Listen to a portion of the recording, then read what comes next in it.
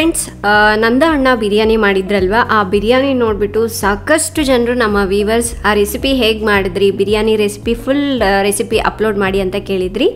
So ಇಲ್ಲಿದೆ ನೋಡಿ ಆ ರೆಸಿಪಿ. ಫಸ್ಟು ಈರುಳ್ಳಿ ಮತ್ತು ಹಸಿಮೆಣಸಿನ್ಕಾಯಿನ ಈ ರೀತಿ ಕಟ್ ಮಾಡಿ ಇಟ್ಕೊಂಡಿದ್ದಾರೆ. ಸುಮಾರಾಗಿ ಒಂದು 1/4 kg ಮೆಣಸಿನ್ಕಾಯಿ ಹಾಗೆ ಅರ್ಧ kg ಈರುಳ್ಳಿನ ಉದ್ದುದಕ್ಕೆ ಹೆಚ್ಚಿಟ್ಕೋಬೇಕು. ಹಾಗೆ ಒಂದು 2ರಿಂದ 3 ಕಟ್ನಷ್ಟು ಕೊತ್ತಂಬರಿ ಸೊಪ್ಪು, ದೊಡ್ಡದಾದರೆ 2 ತಗೊಳ್ಳಿ, ಸಣ್ಣದಿತ್ತು ಅಂದರೆ 3 ಕಟ್ ತಗೊಳ್ಳಿ. ಹಾಗೆ 2 ಕಟ್ನಷ್ಟು ಪುದೀನ. ಇದಿಷ್ಟು ರೆಡಿ ಮಾಡಿ ಇಟ್ಕೊಂಡಿದ್ದಾರೆ. ಅದಾದ ನಂತರ ಈಗ ಪಾತ್ರೆಯಲ್ಲಿ ಇವತ್ತು ಬಿರಿಯಾನಿ ಮಾಡೋದ್ರಿಂದ ಪಾತ್ರೆಗೆ ಈ ರೀತಿ ಸ್ವಲ್ಪ ಸರ್ಫು, ಅದಕ್ಕೆ ಸ್ವಲ್ಪ ಎಣ್ಣೆನ ಮಿಕ್ಸ್ ಮಾಡಿ ಅಪ್ಲೈ ಮಾಡ್ತಾ ಇದ್ದಾರೆ. ಇದರಿಂದ ಕ್ಲೀನ್ ಮಾಡಲಿಕ್ಕೆ ಈಸಿಯಾಗಿ ಆಗುತ್ತಂತೆ. ಹಾಗೆ ಪಾತ್ರೆಗೆ ಸ್ವಲ್ಪನೂ ಕಲೆ ಅಂಟೋದಿಲ್ಲ, ಅದಕ್ಕಾಗಿ ಈ ಮೆಥಡ್ನ ಫಾಲೋ ಮಾಡ್ತಾ ಇದ್ದಾರೆ. ಸೊ ನಾವೆಲ್ಲ ಏನು ಮಾಡ್ತಾ ಇದ್ವಿ ಅಂದರೆ ಮಣ್ಣಿಗೆ ಸ್ವಲ್ಪ ನೀರನ್ನ ಮಿಕ್ಸ್ ಮಾಡಿಬಿಟ್ಟು ಹಚ್ತಾ ಇದ್ವಿ. ಈ ಮೆಥಡ್ ಕೂಡ ಚೆನ್ನಾಗಿದೆ ಅಲ್ವಾ?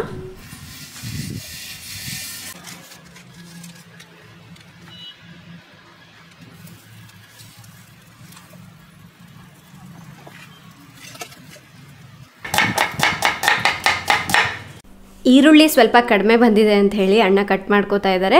ಆ್ಯಂಡ್ ಈರುಳ್ಳಿ ಸ್ವಲ್ಪ ಜಾಸ್ತಿ ಹಾಕಿದ್ರೆ ಬಿರಿಯಾನಿಗೆ ಇನ್ನೂ ಟೇಸ್ಟ್ ಜಾಸ್ತಿ ಕೊಡುತ್ತೆ.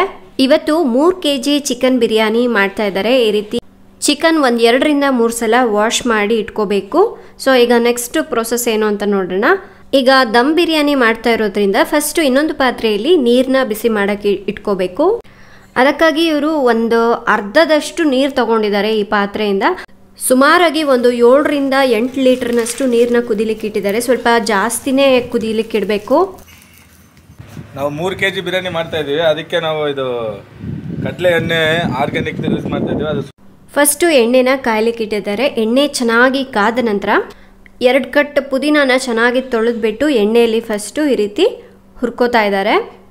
ಇದು ಸ್ವಲ್ಪ ಕಲರ್ ಚೇಂಜ್ ಆಗಿ ಒಂದು ಒಳ್ಳೆ ಅರೋಮಾ ಬಂದಮೇಲೆ ಎಣ್ಣೆಯಿಂದ ತೆಗೆದುಬಿಟ್ಟು ಸೈಡಿಗೆ ಎತ್ತಿಡಬೇಕು.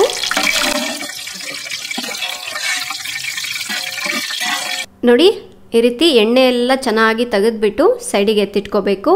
ಈ ನೀರಿಗೆ ಒಂದು 10 ಏಲಕ್ಕಿನ ಹಾಕಿ ಕುದಿಸ್ತಾ ಇದ್ದಾರೆ. ಹಾಗೆ ಈಗ ಮಸಾಲೆಗೆ ನೋಡಿ 1 ಟೇಬಲ್ ಸ್ಪೂನಷ್ಟು ಕಾಳುಮೆಣಸು, 4 ಇಂಚಿನಷ್ಟು ದಾಲ್ಚಿನ್ನಿ ಚಕ್ಕೆ, 1 ಪತ್ರೆ, ಹಾಗೆ ಒಂದು 3ರಿಂದ 4 ಸ್ಟಾರ್ ಎನೀಸ್, ಒಂದು 4 ಏಲಕ್ಕಿ, ಒಂದು 4 ಸ್ಟಾರ್ ಎನೀಸ್, 1 ಟೇಬಲ್ ಸ್ಪೂನಷ್ಟು ಶಾಜೀರಾ, ಹಾಗೆ ಒಂದು 6ರಿಂದ 8 ಲವಂಗ, ಹಾಗೆ ಒಂದು 5ರಿಂದ 6 ಪಲಾವ್ ಎಲೆನ ಹಾಕಿ ಒಳ್ಳೆ ಅರೋಮಾ ಬರೋವರೆಗೂ ಎಣ್ಣೆಯಲ್ಲಿ ಕುದಿಸ್ಕೋಬೇಕು. ಅಣ್ಣ ಯಾವುದು ಕ್ವಾಂಟಿಟಿ ಮೇಲೆ ಹೇಳಿಲ್ಲ, ನಾನು ಅದನ್ನು ಕ್ಯಾಲ್ಕುಲೇಟ್ ಮಾಡಿ ಹೇಳ್ತಾ ಇದ್ದೀನಿ. ಸ್ವಲ್ಪ ಹೆಚ್ಚು ಕಡಿಮೆ ಆಗ್ಬೋದಷ್ಟೇ. ನೋಡಿ, ಒಳ್ಳೆ ಅರೋಮಾ ಬಂದಮೇಲೆ ನಾವು ಕಟ್ ಮಾಡಿರುವಂತಹ ಈರುಳ್ಳಿನ ಹಾಕ್ಕೊಳ್ಳೋಣ. ಸೊ ಈರುಳ್ಳಿ ಬಂದುಬಿಟ್ಟು ಚೆನ್ನಾಗಿ ಗೋಲ್ಡನ್ ಬ್ರೌನ್ ಕಲರ್ ಬರಬೇಕು, ಆವಾಗಲೇ ಬಿರಿಯಾನಿಗೆ ಇನ್ನೂ ಟೇಸ್ಟ್ ಜಾಸ್ತಿ ಆಗುತ್ತೆ. ಸೊ ನಾವು ಸ್ವಲ್ಪ ಹಸಿಯಾಗಿ ಇರುವಾಗಲೇ ಹಾಕಿಬಿಟ್ರೆ ಅಷ್ಟಾಗಿ ಫ್ಲೇವರ್ ಇರೋದಿಲ್ಲ ಬಿರಿಯಾನಿಯಲ್ಲಿ. ನೋಡಿ, ಈ ರೀತಿ ಚೆನ್ನಾಗಿ ಮಿಕ್ಸ್ ಮಾಡ್ಕೋತಾ ಇದನ್ನು ಚೆನ್ನಾಗಿ ಹುರ್ಕೊಳ್ಳೋಣ. ನೋಡಿದ್ರಲ್ವ, ಈಗ ಸ್ವಲ್ಪ ಟ್ರಾನ್ಸ್ಪರೆಂಟ್ ಆಗಿದೆ. ಇನ್ನು ಸ್ವಲ್ಪ ಕೆಂಪಗಾಗಬೇಕು ಈರುಳ್ಳಿ.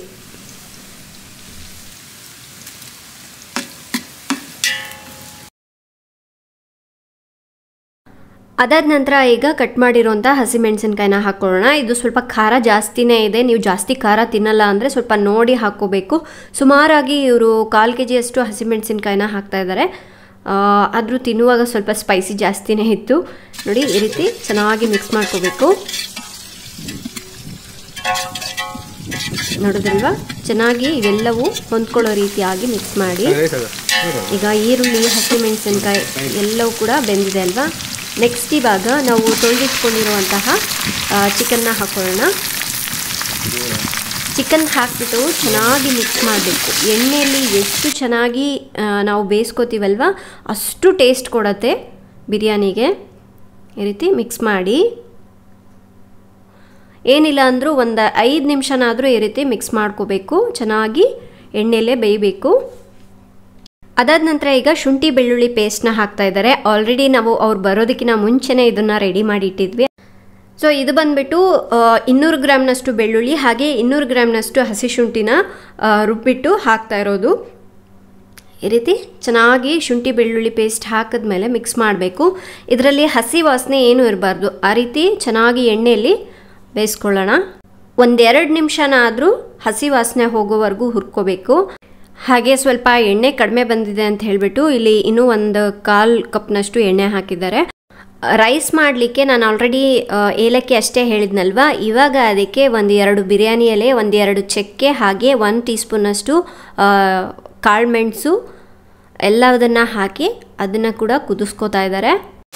ಸೊ ಇದಕ್ಕೆ ನೀರೇನೂ ಹಾಕಬಾರ್ದು. ಇವಾಗಲೇ ತಳ ಅಂಟದೇ ರೀತಿಯಾಗಿ ನಿಧಾನಕ್ಕೆ ಮಿಕ್ಸ್ ಮಾಡ್ಕೋತಾ ಇರಬೇಕು. ಇಲ್ಲ ಅಂತ ಹೇಳಿದ್ರೆ ಕೈ ಬಿಟ್ಬಿಟ್ರೆ ಈ ಮಸಾಲೆ ಶುಂಠಿ ಬೆಳ್ಳುಳ್ಳಿ ಪೇಸ್ಟ್ ಹಾಕಿದ್ದೀವಲ್ವ ಎಲ್ಲ ತಳ ಅಂಟ್ಕೊಂಡ್ಬಿಡುತ್ತೆ. ಅದಕ್ಕಾಗಿ ನಿಧಾನಕ್ಕೆ ಈ ರೀತಿ ಮಿಕ್ಸ್ ಮಾಡಬೇಕು. ಇದು ಬಂದುಬಿಟ್ಟು ನಾವು ಕೊತ್ತಂಬರಿ ಸೊಪ್ಪನ್ನ ರೆಡಿ ಮಾಡಿ ಇಟ್ಕೊಂಡಿದ್ವಲ್ವ. ಸೊ ಕೊತ್ತಂಬರಿ ಸೊಪ್ಪನ್ನು ಈ ರೀತಿ ಪೇಸ್ಟ್ ಮಾಡ್ಕೊಂಡ್ಬಿಟ್ಟು ಹಾಕ್ತಾ ಇದ್ದಾರೆ. ಇದರಿಂದ ಇನ್ನೂ ಫ್ಲೇವರ್ ಜಾಸ್ತಿ ಕೊಡುತ್ತಂತೆ, ಟೇಸ್ಟ್ ಕೂಡ ತುಂಬ ಚೆನ್ನಾಗಿರುತ್ತಂತೆ.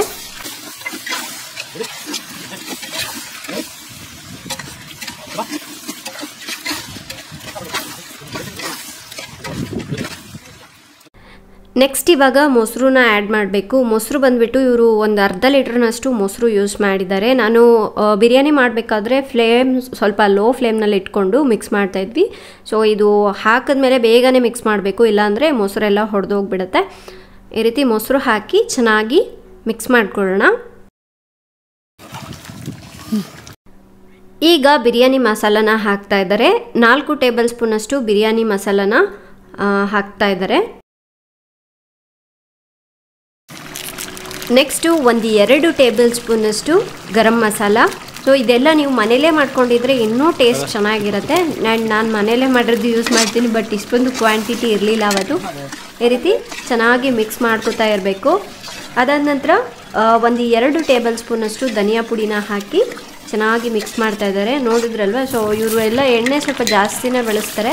ಹಾಗೆ ಫಸ್ಟಿಗೆ ಪುದೀನನ ಹುರಿದ್ಬಿಟ್ಟು ಇಟ್ಕೊಂಡಿದ್ರಲ್ವ ಅದನ್ನು ಕೂಡ ಹಾಕಿ ಚೆನ್ನಾಗಿ ಈ ರೀತಿ ಮಿಕ್ಸ್ ಮಾಡ್ಕೋಬೇಕು.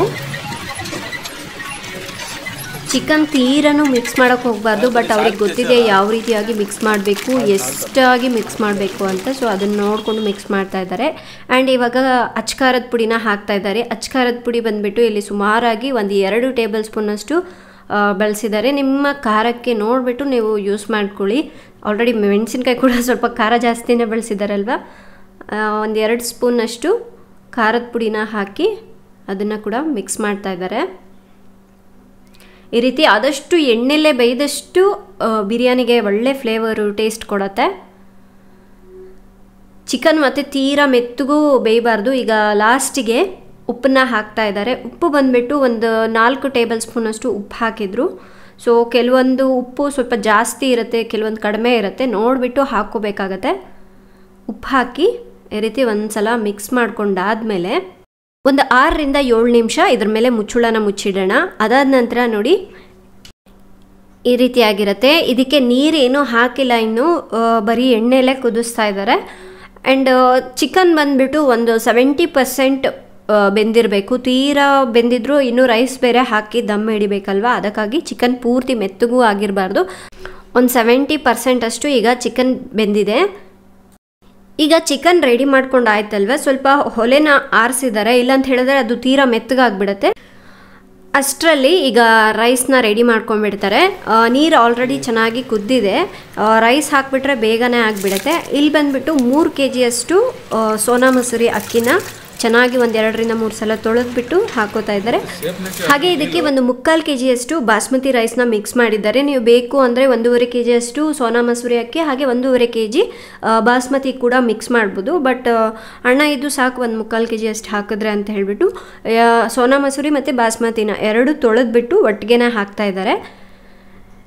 ನೋಡಿ ಇದನ್ನು ತಳ ಅಂಟಬಾರ್ದು ಅಂತ ಹೇಳಿ ಸ್ವಲ್ಪ ಮಿಕ್ಸ್ ಮಾಡ್ಕೋತಾ ಇದ್ದಾರೆ. ಹೇಗಿದ್ರೂ ಹೊಲೆಯಲ್ಲಿ ಮಾಡ್ತಾ ಇರೋದ್ರಿಂದ ಸ್ವಲ್ಪ ತಳ ಅಂಟುತ್ತೆ. ನೋಡಿ ಇವಾಗ ರೈಸ್ ಕೂಡ ಆಲ್ಮೋಸ್ಟ್ ಮುಗಿಲಿಕ್ಕೆ ಬಂತು. ಬೇಗನೆ ಆಗಿಬಿಡುತ್ತೆ. ರೈಸ್ ಕೂಡ ಅಷ್ಟೇ, ನಾವು ಫುಲ್ ಮೆತ್ತಗಾಗೋವರೆಗೂ ಬೇಯಿಸ್ಕೋಬಾರ್ದು. ಜಸ್ಟ್ ಏನಿಲ್ಲ ಅಂದರೂ ಒಂದು 60-70% ಅಷ್ಟು ಬೆಂದರೆ ಸಾಕು. ಫ್ರೆಂಡ್ಸ್, ಇವರು ನಂದಣ್ಣ ಇವರೆಲ್ಲ ಇದ್ದಾರಲ್ವ, ಊರಿಗೆ ಹೋದರೆ ಕೈಗೆ ಸಿಗೋದಿಲ್ಲ, ಅಷ್ಟೊಂದು ಬ್ಯುಸಿ ಇರ್ತಾರೆ. ಬಟ್ ಇಲ್ಲಿ ಇಷ್ಟೊಂದು ಟೈಮ್ ಇನ್ವೆಸ್ಟ್ ಮಾಡಿ ಪೇಷನ್ಸಿಂದ ಮಾಡ್ತಾ ಇದ್ದಾರಲ್ವ. ಸೊ ಅವ್ರಿಗೆ ಏನಂದರೆ ಫುಡ್ಡಿ ಅವರು ಎಲ್ಲರಿಗೂ ಮಾಡಿ ಬಡಿಸ್ಬೇಕು ಅನ್ನೋದು ತುಂಬ ಆಸೆ ಇದೆ.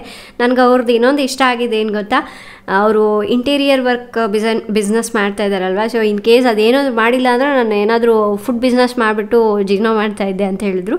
ಹಾಗಾಗಿ ಅವರಿಗೆ ಅಡುಗೆ ಮಾಡಿ ಬಡಿಸ್ಬೇಕು ಅಂದರೆ ತುಂಬಾ ಇಷ್ಟ ಆಗುತ್ತೆ. ಪಾಪ ಸಾಗರ್ ಕೂಡ ಹೆಲ್ಪ್ ಮಾಡ್ತಾ ಇದ್ದಾರೆ.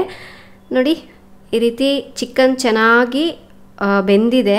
ಸೊ ತೀರಾ ಮೆತ್ತಗಾಗಬಾರ್ದು ಅಂತ ಹೇಳಿದ್ನಲ್ವ. ರೈಸ್ ಕೂಡ ಚೆಕ್ ಮಾಡ್ತಾ ಇದ್ದಾರೆ, ಒಂದು 70% ಅಷ್ಟು ಬೆಂದಿದೆ ಅಂತ ಹೇಳಿಬಿಟ್ಟು. ಈ ಥರ ಬೆಂದ ಮೇಲೆ ಈ ರೀತಿ ನೀರು ಸೋಸ್ಬಿಟ್ಟು ಬರೀ ರೈಸ್ ಮಾತ್ರ ಹಾಕ್ಕೋಬೇಕು. ನಮ್ಮನೇಲಿ ದೊಡ್ಡದು ಸೋಸ್ಲಿಕ್ಕೆ ಏನೂ ಇರಲಿಲ್ಲ. ಸೊ ನಾನು ಕೇಕ್ ಮಾಡ್ಲಿಕ್ಕೆ ಯೂಸ್ ಮಾಡ್ತೀನಲ್ವ, ಜರಡಿ ಹಿಡಿಲಿಕ್ಕೆ, ಅದನ್ನೇ ಯೂಸ್ ಮಾಡ್ತಾಯಿದ್ದೀವಿ. ಈ ರೀತಿ ನೀರನ್ನ ಸೋಸ್ಬಿಟ್ಟು ಬರೀ ರೈಸ್ ಮಾತ್ರ ಹಾಕ್ಕೊಳ್ಳೋಣ.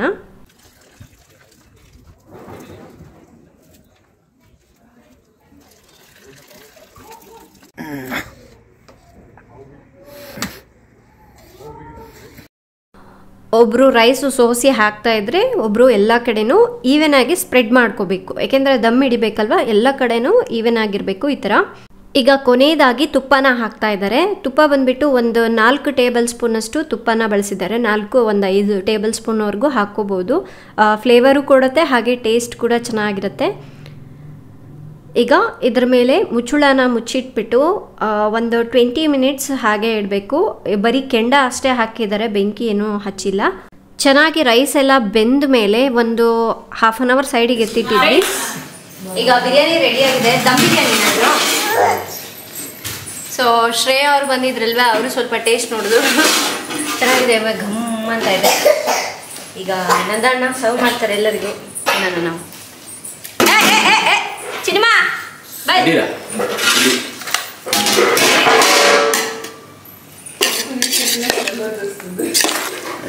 ಸೊ ಇಷ್ಟೇ ಫ್ರೆಂಡ್ಸ್, ಇವತ್ತಿನ ಚಿಕನ್ ದಮ್ ಬಿರಿಯಾನಿ ಹೇಗೆ ಮಾಡೋದು ಅಂತ ನೋಡಿದ್ರಲ್ವ. ಸೊ ಹಳ್ಳಿಗಳಲ್ಲಿ ಅಥವಾ ತುಂಬ ಜನರು ಮನೆಗೆ ಬಂದಾಗ ಈ ರೀತಿ ಮಾಡಿಕೊಂಡ್ರೆ ತುಂಬಾ ಡಿಫ್ರೆಂಟ್ ಆಗಿರುತ್ತೆ ಆ್ಯಂಡ್ ತುಂಬ ಚೆನ್ನಾಗಿ ಎಲ್ಲರ ಜೊತೆ ಎಂಜಾಯ್ ಮಾಡ್ಬೋದಲ್ವ. ಆ್ಯಂಡ್ ನನಗಂತೂ ಬಿರಿಯಾನಿ ತುಂಬಾ ಇಷ್ಟ ಆಯಿತು. ಇಲ್ಲಿ ಬಂದಿರೋರೆಲ್ಲರೂ ತುಂಬ ಇಷ್ಟಪಟ್ಟು ತಿಂದರು.